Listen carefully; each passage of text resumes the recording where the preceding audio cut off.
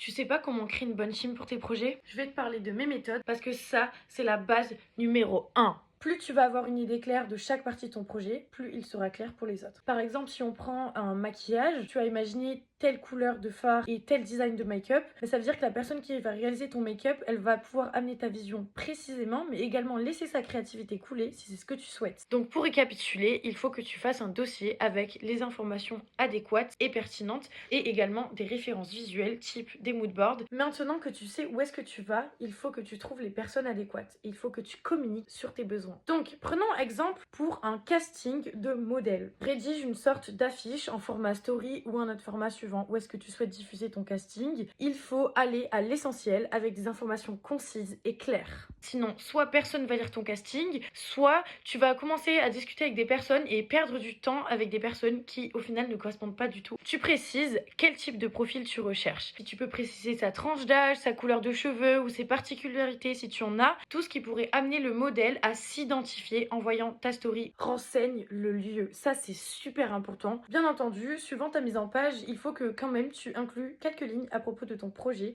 Donc c'est pas obligé d'être long, mais juste quelque chose qui puisse faire que la personne elle va se projeter un petit peu. Et renseigne si c'est une collab ou si c'est rémunéré, s'il te plaît. Ajoute une information de temporalité, c'est-à-dire si tu as une date précise ou sinon une fourchette de date, ça permet à tout le monde de pouvoir déjà encore plus cibler. Et ajoute quelque part sur ton affiche des informations concernant l'envoi, où est-ce qu'ils t'envoient leur candidature et qu'est-ce qu'ils t'envoient dans leur candidature. Maintenant que tu as reçu des candidatures pour composer ta team, prends pas le premier venu ou quelqu'un parce que c'est plus simple. Ça vaudra giga plus le coup. Lors de la prise de contact avec ta team, il faut vraiment échanger. Donc demande-leur leur facilité à réaliser ce que tu as besoin, quelles sont leurs conditions, qu'est-ce que eux ils ont comme attente envers toi et surtout ça évite les confusions. C'est une hygiène de travail intégrée, je l'accorde, mais je te jure qu'à force de le faire, ça va se faire tout seul.